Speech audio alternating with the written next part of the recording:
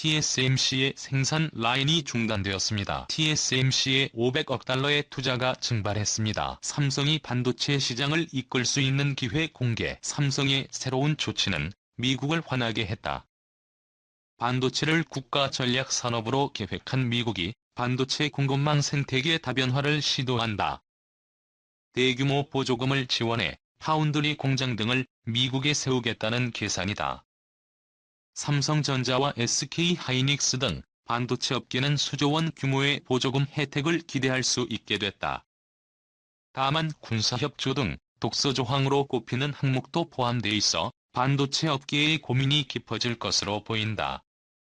미국이 28일 반도체 칩과 과학법 관련 세부 지침을 공개했다. 한국과 대만에 쏠려있는 반도체 생산 능력을 미국에서 키우겠다는 의도다.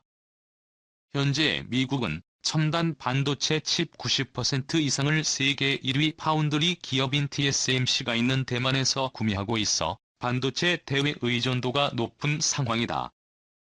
보조금은 직접 지원과 대출, 보증 등으로 이루어진다. 대출, 보증 한도는 없으나 보조금 지원은 프로젝트 자본 지출의 5에서 15%로 설정되고 보조금과 대출 등을 포함한 총 지원액은 설비 투자액의 35%를 초과하지 않도록 했다. 170억 달러를 투자해 미국의 파운드리 공장을 짓고 있는 삼성전자는 직접 보조금으로 최대 25억 5천만 달러, 대출, 보증을 합산하면 총 59억 5천만 달러의 수혜를 기대해볼 수 있는 것이다. 반도체과학법은 미국의 반도체 공장을 세우는 기업에 대규모 보조금 혜택을 제공하는 것이지만 뜻보다 실이 많다는 평가가 나온다. 미국은 지원 공고에 보조금 혜택을 위한 몇 가지 요구사항을 명시했는데 이 중 군사협조, 초과 이익 공유, 기밀 제공 등이 대표적인 독소 조항으로 꼽히면서다. 이번 보조금은 크게 경제 및 국가안보, 상업적 타당성, 재무 건전성, 프로젝트 기술 타당성, 인력 개발, 파급 효과 등 6가지 심사 기준으로 판단된다. 이 중 미국이 가장 중요하다고 생각하며 가중치를 크게 둔 부문은 경제 및 국가안보다. 이를 위해 보조금을 받는 기업에 국방부 등의 안정적 반도체 공급, 미정부의 반도체 시설 접근권, 국가안보 임무를 위한 상업시설 적용 등을 요구했다. 미 상무부는 반도체 공급망은 전 세계적이며 지리적으로 세계의 여러 지역에 집중돼 있다며 이는 사이버 보안 위협, 자연재해, 전염병 등 다양한 위험이 국제 반도체 공급망을 방해하고 미국과 세계 경제에 피해를 줄 수 있다고 설명했다.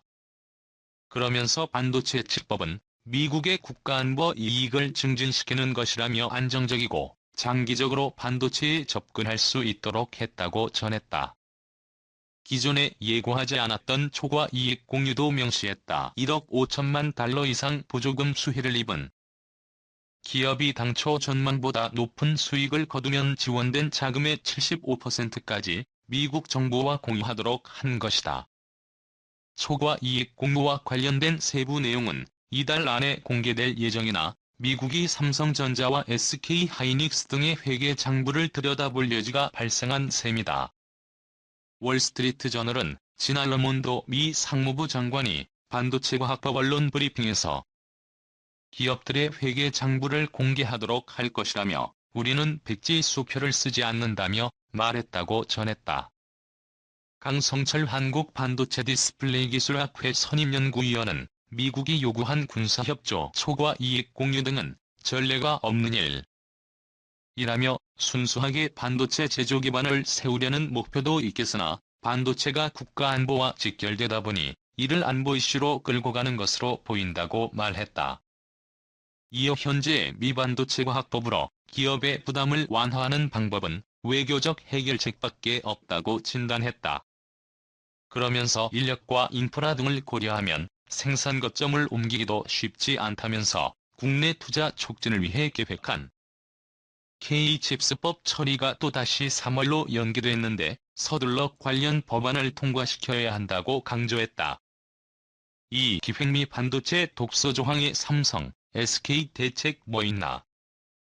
미국 상무부가 반도체 지원법상 보조금 지원 계획을 공개한 가운데 삼성전자와 SK하이닉스 등 국내 반도체 기업들은 물론 대만 TSMC까지 당혹감을 감추지 못하고 있다. 미국 정부는 2일 반도체 기업에 520억 달러를 지원하면서 일정 수준 이상의 이익을 미국 정부에 반납하고 반도체 핵심 공정 접근 허용을 요구하는 등의 독소 조항을 조건으로 내걸었다. 미 상무부는 반도체는 현대적인 국방체계의 매우 중요한 구성 요인으로 보안성을 갖춘 설계와 안정적인 공급이 국가 안보에 필수라며 기업이 제안한 사업이 국방부를 비롯한 미국 정부 기관이나 주요 시설에 필요한 반도체를 얼마나 생산하는지 고려하겠다고 했다. 또한 지원금을 지급받은 기업들은 지급 이후 10년간 중국에서 반도체 생산 능력을 확대하지 않도록 하는 협약을 상무부와 체결해야 한다. 지원금을 받은 기업이 미국의 안보에 우려가 될 만한 기술이나 제품과 관련해 중국과의 공동 연구 및 기술 라이선스를 할 경우 지원금 전액을 반환하도록 했다. 업계 지나친 경영 개입, 기술 유출, 중국 견제가 되려 한국의 피해 등 우려. 반도체 업계는 미국이 보조금을 빌미로 지나친 경영 개입에 나선 것은 아닌지 난색을 표하고 있다. 우리나라 첨단 반도체 기술이 유출될 위험과 경영 자율성이 침해될 가능성도 커졌다. 김선우 메리츠 증권 연구원은 미국 정부의 반도체 재정 인센티브에는 기술 노출 가능성과 정보 공개의 위험이 내포돼 있다. 라며 경쟁사와의 공정 격차가 중요한 반도체 산업에 있어 정보 공개는 치명적일 수 있다라고 전했다. 이어 인플레이션 감축법과 매한 가지로 중국 견제를 위한 법안이 되려 한국 기업의 피해로 이어질 수 있다는 평가가 나온다. 삼성전자와 SK하이닉스 모두 중국에 반도체 공장을 두고 있다. 삼성전자는 중국 시안과 수저우에서 각각 낸드 플래시 생산 공장과 반도체 후공정 공장을 운영 중이고 SK하이닉스는 우시 디램 공장, 충칭 후공정 공장, 인텔로부터 인수한 다른 낸드 공장을 가동하고 있다. 보조금을 받는 기업은 최대 10년간 중국 등 우려 국가의 반도체 투자나 공장 증설을 못하도록 하는 가드레일 조항의 구체적인 기준은 이달 중 공개될 예정이다. 삼성전자, SK하이닉스 보조금 신청 여부 결정 고심. 삼성전자와 SK하이닉스는 세부 조건을 면밀히 검토한 뒤 보조금 신청 여부를 결정할 것으로 보인다. 삼성전자는 미국 텍사스 테일러에 170억 달러 규모의 반도체 파운드리 공장을 건설 중이다. SK하이닉스는 미국의 첨단 패키징 공장과 연구개발센터 건설 계획을 밝힌 상태다. 미 상무부의 심사 기준과 우선순위를 고려할 때 삼성전자는 보조금 수급을 위한 심사 기준을 무난히 충족할 것으로 예상되나 삼성전자는 면밀히 검토하고 있다라며 신중한 입장을 보였다. SK하이닉스는 상무부 세부 내용에 대한 분석이 먼저라고 전했다. 미국에 적극적으로 공장을 건설 중인 세계 최대 파운드리 업체 대만 TSMC 역시 입장 표명을 주저하고 있다. 미 상무부의 초과 이익 공유제도 기업에겐 부담 사안이다. 미국 상무부는 기업이 신청서를 낼 때 제출한 예상 수입보다 많은 이익이 발생할 시 받은 보조금의 75%까지 미 정부가 가져갈 수 있게 했다. 업계 관계자는 까다로운 보조금 규정에 10년간 중국 내 반도체 생산 설비 확장마저 완전히 막힌다면 기업들이 보조금 신청 자체를 포기할 가능성도 완전히 배제할 수는 없다라고 전했다. 다만 반도체 업황이 좋지 않은 데다 각 기업들의 재정 상황이 악화되고 있어 미 정부의 지원을 쉽게 포기하긴 어려울 것이란 분석도 나온다. 한편 우리 정부는 삼성전자와 SK하이닉스 등 우리 기업의 입장이 충분히 반영될 수 있도록 미국 관계당국과 계속 협의하겠다고 밝혔다. 산업통상자원부는 그동안 정부는 다양한 채널을 통해 미 상무부의 가드레일 조항과 관련한 입장을 개진해왔으며 앞으로도 세부 규정 마련 과정에서 우리 기업 입장이 반영되도록 협의를 이어갈 것이라고 강조했다. 3. 삼성전자 30년 60일 세계 1위 생존 근육단단. 2023년 3월 1일 기준 삼성전자가 글로벌 메모리 반도체 시장에서 세계 1위를 지켜내온 시간이다. 삼성전자는 1980년대 글로벌 메모리 반도체 시장을 선도하던 일본의 도시바, 파나소닉 등 유수의 반도체 기업을 제치고 1993년 메모리 반도체 분야에서 처음으로 세계 1위를 기록했다. 1974년 한국 반도체를 인수한 지 19년 만 1983년 이병철 회장의 도쿄 선언 이후 10년 만의 일이었다. 메모리 반도체는 용어 그대로 정보를 저장하는 용도로 사용하는 반도체를 말한다. 크게 D램, 관앤드 플래시로 나뉘는데 국내 반도체 생산 기업의 D램 기술력은 세계 최고 수준이다. 지난해 12월 글로벌 시장 조사업체 옴디아에 따르면 삼성전자의 D램 분야 세계 시장 점유율은 3분기 기준 40.6%다. 삼성전자와 함께 글로벌 메모리 반도체 강자로 꼽히는 SK하이닉스는 29.9%로 2위를 기록했다. 이들 K반도체는 3위인 미국의 마이크론을 크게 앞지르고 있다. K반도체의 위상은 공고해졌다. 그러나 언제까지 대한민국이 반도체 강국 지위를 수성할 수 있을지 짐작하기 어렵다.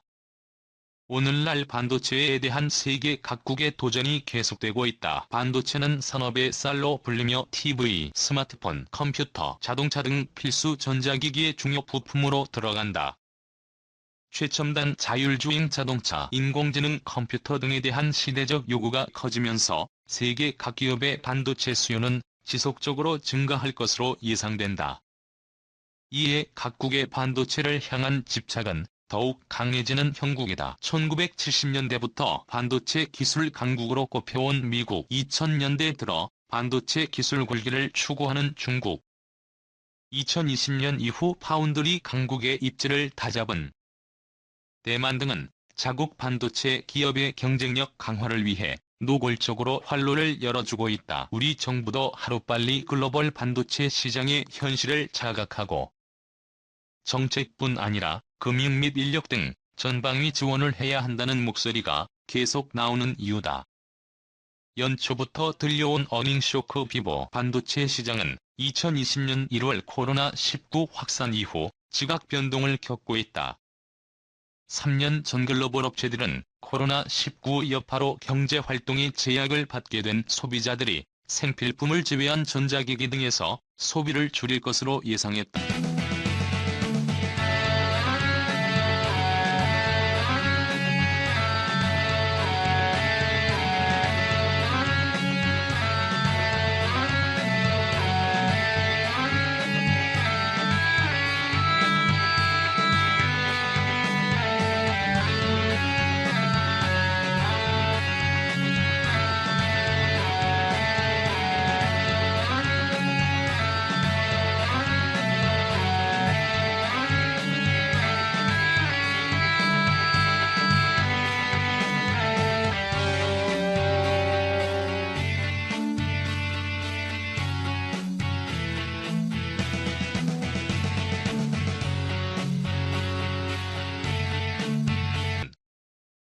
소비자들도 허리띠를 졸라매기 시작했다. 1년 사이 천당과 지옥 수준으로 분위기가 바뀌자 각 기업들은 지난해 매출 증가로 쌓은 수익을 고스란히 손실을 메우는 데 들이는 형국이다.